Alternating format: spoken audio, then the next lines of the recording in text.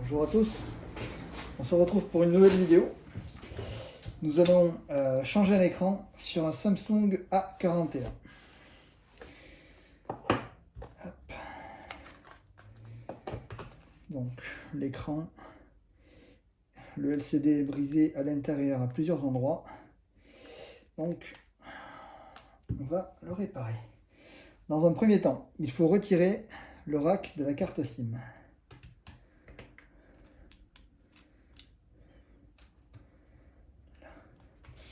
Ensuite, avec une station à air chaud, on va chauffer les contours pour décoller la vitre arrière.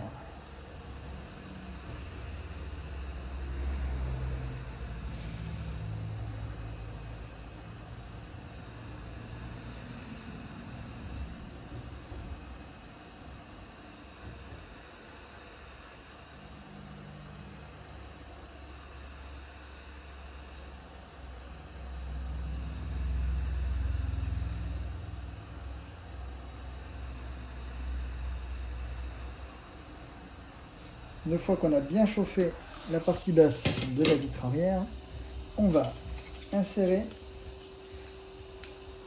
un outil d'ouverture pour faire un point d'entrée. Vous voyez, un point d'entrée. Une fois qu'on a créé ce point d'entrée, on prend un deuxième outil d'ouverture en plastique pour décoller la vitre arrière. On y va tout doucement.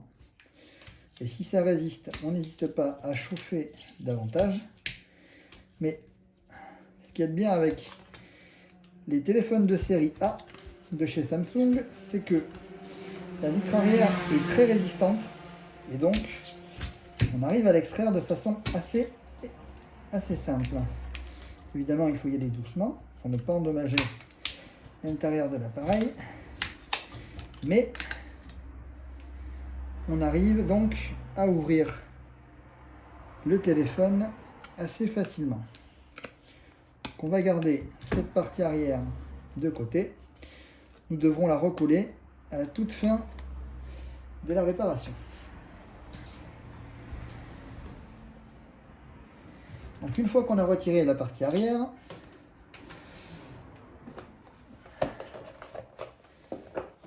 on va retirer les quelques morceaux d'adhésif encore présents sur le châssis intermédiaire.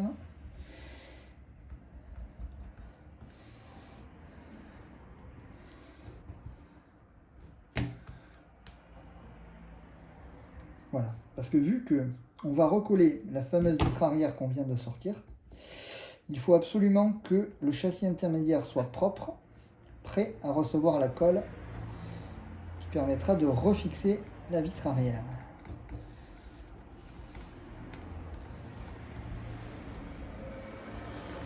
Donc là, on est pas mal du tout. Vous voyez, j'ai retiré tous les surplus de colle sur le contour. Et donc maintenant, nous allons retirer toutes les vis qui sont disposées sur le châssis arrière.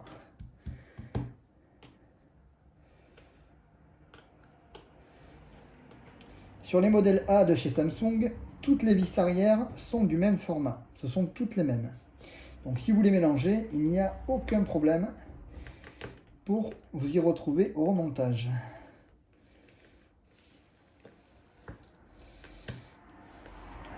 C'est une des particularités de chez Samsung et c'est bien pratique.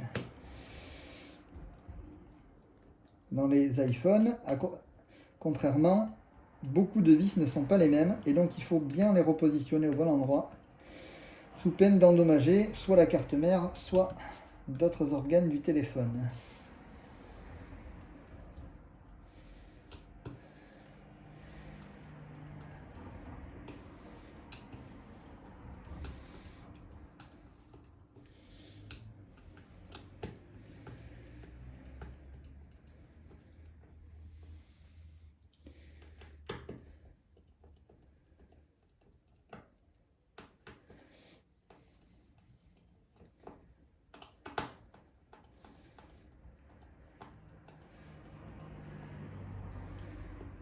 Donc, une fois toutes les vis dévissées,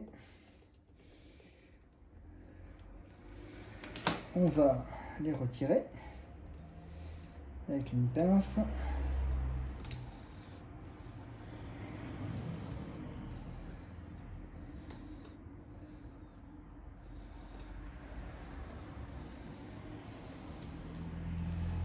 Ceux sur la partie haute aussi.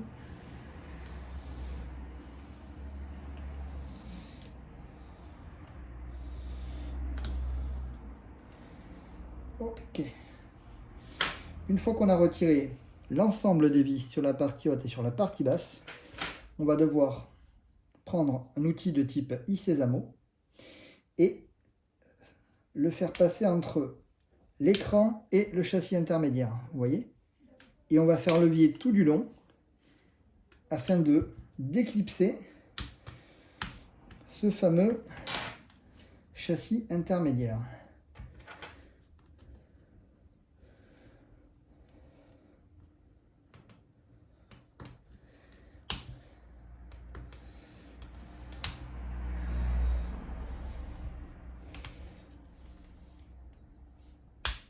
Voilà. Le châssis est tenu par des petits clips. Et donc, une fois qu'on a fait tout le tour, on peut séparer le châssis intermédiaire du châssis principal. Voilà. Donc là, vous découvrez l'intérieur de votre appareil. La carte fille, la carte mère, les rallonges du connecteur de charge à la carte mère. Donc, dans un premier temps, on déconnecte la nappe de la batterie, car on travaille toujours hors tension, c'est la règle. Ensuite, on va déconnecter les différentes nappes. Toutes les nappes vont être déconnectées.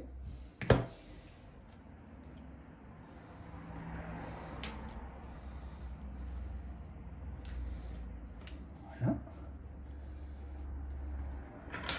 On déconnecte aussi le câble coaxial qui sert au réseau. Voilà. Il court le long du châssis de ce côté-là. Et il est connecté aussi sur la carte fille en bas. Voilà, on le désengage tranquillement. Donc, ok, on va finir de déconnecter le câble coaxial. Ensuite, la rallonge qui est ici sert aussi de nappe pour l'écran. La nappe écran est ici et elle se connecte sur la rallonge, si vous voyez bien, à ce point-là. Donc on va passer dessous pour la décoller, tout doucement, très délicatement. Et une fois donc qu'on est bien passé en dessous, on peut la retirer proprement. Elle est très importante cette nappe. Voilà, donc on va continuer de retirer les éléments. Sur la carte mère en haut, il y a une vis, ici. C'est la vis qui maintient la carte mère sur le châssis.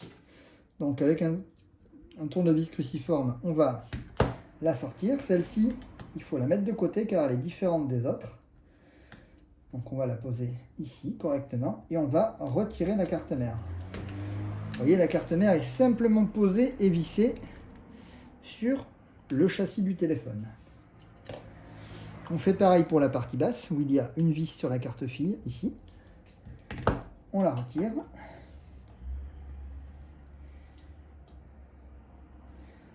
Tac. Et on va venir retirer le connecteur de charge. Voilà.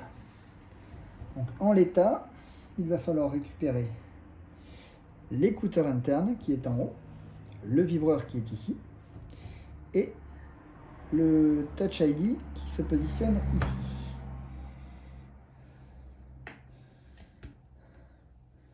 Voilà, le touch est légèrement collé, donc avec la pince, on fait levier et on le sort. Le vibreur, c'est pareil, vous avez un espacement ici pour passer la pince et passer donc dessous.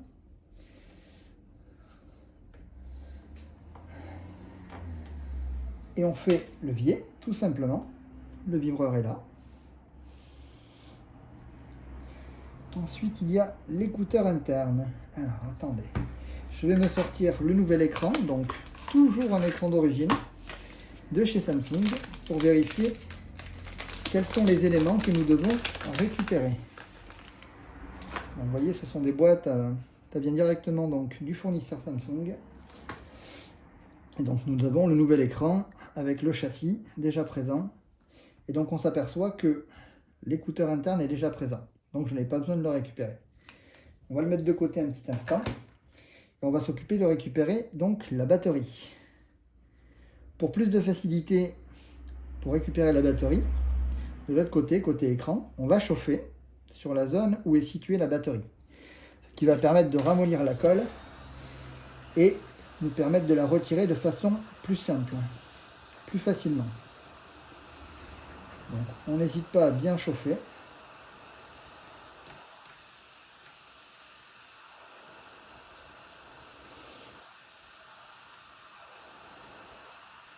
Je chauffe à peu près à 120 degrés, ce qui est quand même pas mal pour décoller l'adhésif. Après, il faut savoir que les batteries sont des éléments très collés. Donc il est assez délicat de les retirer sans les endommager. S'il vous arrive par mégarde d'endommager une batterie, il faudra forcément la remplacer. À partir du moment où elle est percée, déjà c'est dangereux pour vous. Et en plus, vous allez perdre en autonomie, en efficacité. Donc il est fortement conseillé de la changer. Donc là, on prend le levier. Et on va essayer donc de dégager délicatement la batterie, faisant attention de ne pas l'endommager. On va créer un petit espace. On va essayer de créer un petit espace. Une fois que celui est créé, que celui-ci est créé, on va y faire passer la spatule qui nous permet de décoller des batteries. Voilà. Et à partir de là, fermement, il va falloir passer en dessous et la retirer sans l'endommager. La batterie peut être légèrement déformée. Dans ce cas, nous la remettons en place de façon à ce qu'il n'y ait aucun problème. On enlève les adhésifs d'origine présents sur la surface de la batterie, on la nettoie bien. Parce que nous, par la suite, on va remettre du double face pour pouvoir la recoller. Avec une pince, tranquillement, on défait les adhésifs.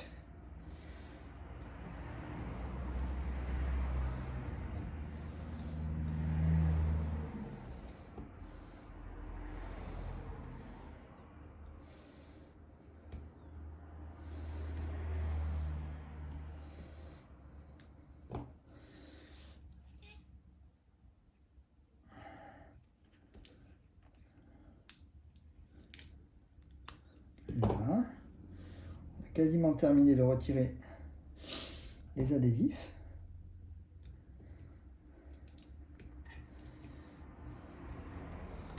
Ok. Une fois que ça c'est fait, on remet bien la batterie droite sur une surface dure. Et maintenant, on va, avec de l'adhésif double face, remettre de l'adhésif à l'intérieur donc du nouveau châssis. Le nouveau châssis est là, comme je vous ai montré précédemment. On va retirer tous les petits autocollants qui pourraient être présents à l'intérieur. On les sort. Voilà.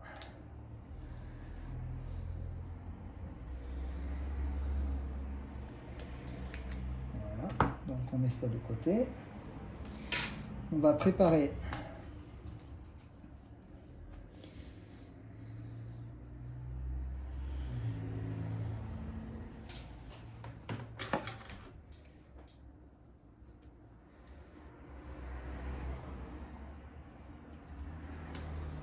le nouvel adhésif donc sur le châssis. On en met un petit peu à distance égale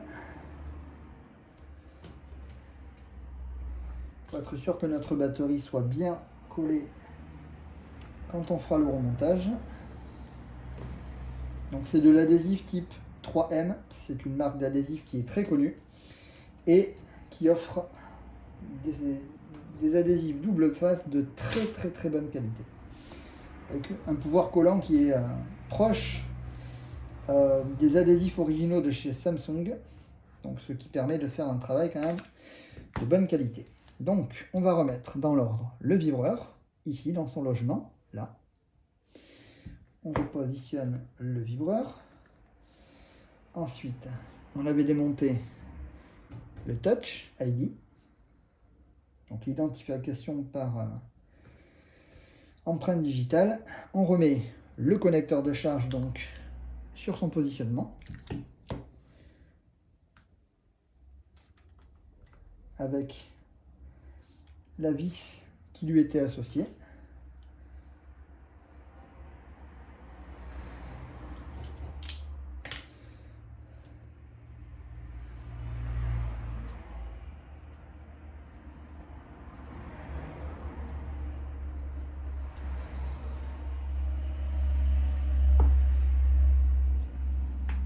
Là. On va repositionner donc la batterie, mais d'abord il faut retirer les adhésifs, la protection des adhésifs.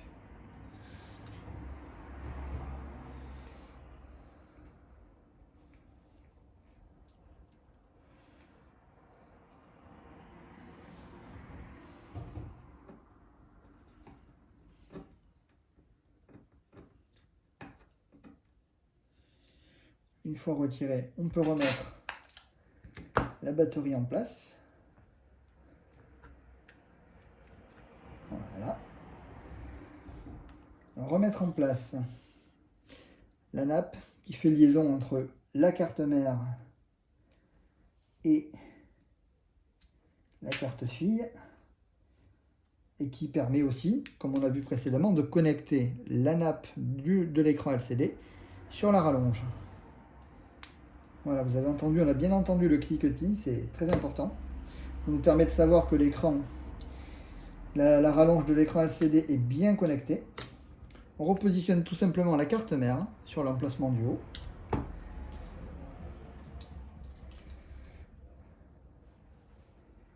Avec la vis. On avait vu qu'on avait retiré une vis qui servait à tenir la carte mère à cet endroit-là. On la repositionne. Voilà, donc là la carte mère est quand même maintenue. Il faut qu'on remette le câble coaxial qui permet au réseau donc de fonctionner. Les câbles coaxiaux donc sont fixés sur la carte fille en bas et sur la carte mère en haut. Donc on prend bien le temps de les repositionner correctement. On les fait passer le long de la gouttière sur la partie droite et on le reconnecte sur la carte mère en haut. Voilà.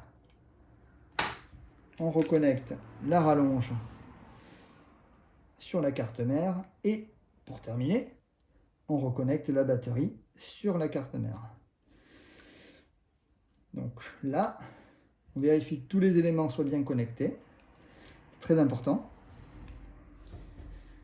Ok, donc maintenant, on va pouvoir tester notre nouvel écran. On reprend le châssis intermédiaire et on réinsère le nouvel écran à l'intérieur. On prend le temps de bien clipper chaque morceau de l'écran. Et là, du coup, on va pouvoir tester donc ce fameux nouvel écran. Donc on allume le téléphone.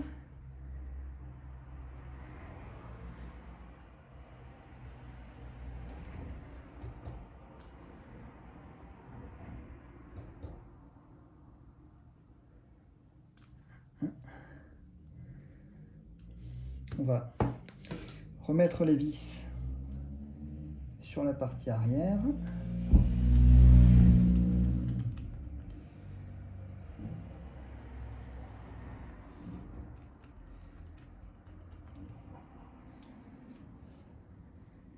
On remet l'intégralité de toutes les vis.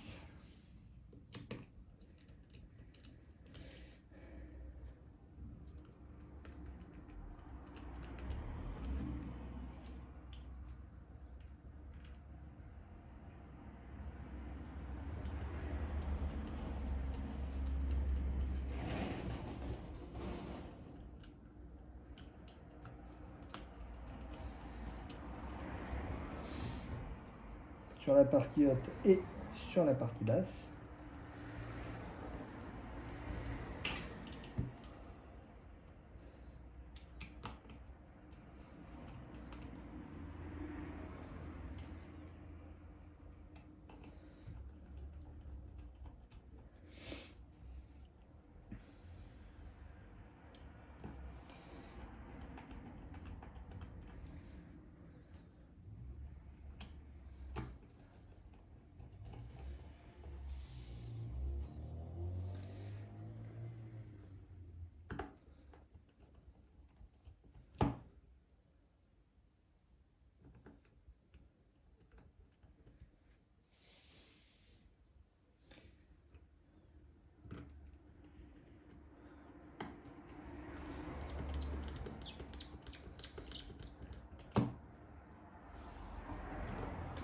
Une fois qu'on a remis toutes les vis sur la partie haute et partie basse, logiquement le téléphone devrait pouvoir s'allumer.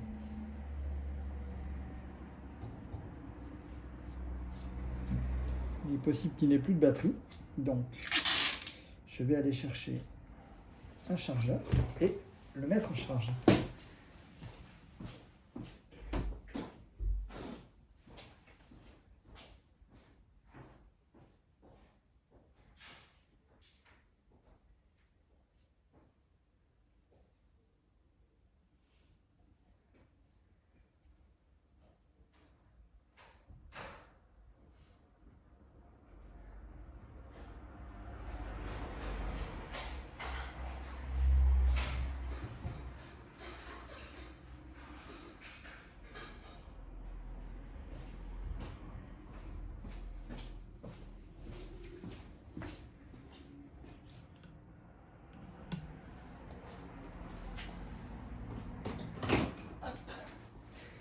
Donc, on va le brancher.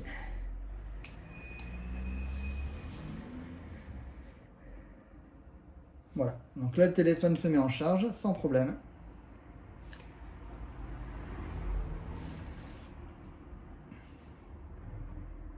Voilà, il ne s'allumait pas parce qu'il était vraiment en batterie 0.